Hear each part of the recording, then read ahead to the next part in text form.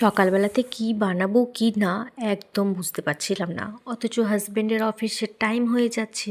কি বানানো যায় মাথা পিছু না ভেবে ভাবলাম খিচুড়ি বানিয়ে দিই, সেটা বরং তাড়াতাড়িও হয়ে যাবে আর ঝামেলাও শেষ।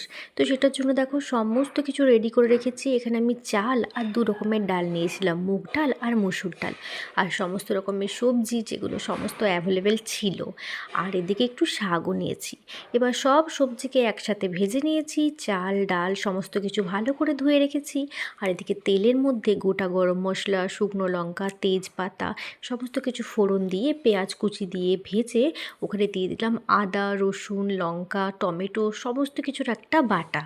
তারপর ওখানে শুকনো মশলা কিছু অ্যাড করেছি, যেমন ধনে গুঁড়ো, জিরে গুঁড়ো, একটু সামান্য হলুদ গুঁড়ো, লঙ্কা গুঁড়ো, স্বাদ মতো নুন চিনি সমস্ত দিয়ে ভালো করে কষাতে হবে। একটু ঢাকা চাপা দিয়ে দিয়ে কষাবে, দেখবে খুব সুন্দর হবে কম ফ্লেমের মধ্যে। ওরপর আস্তে আস্তে সব সবজিগুলোকে অ্যাড করে দিলাম শাকটাকে, আর দিয়ে দিলাম আগের থেকে ভিজিয়ে রাখা চাল আর ডাল। তারপর নেড়ে চেড়ে সেখানে দিয়ে দিলাম পরিমাণ মতো জল, জল দিয়ে ঢাকা দিয়ে দিলাম। ওরপর দেখো ঢাকনা খুলে কত সুন্দর সেদ্ধ হয়ে গেছে। ওপর থেকে একটু গরম মশলার গুঁড়ো, ধনেপাতা কুচি আর আমার মনের পছন্দের মতো একটু ঘি ছড়িয়ে সার্ভ করব।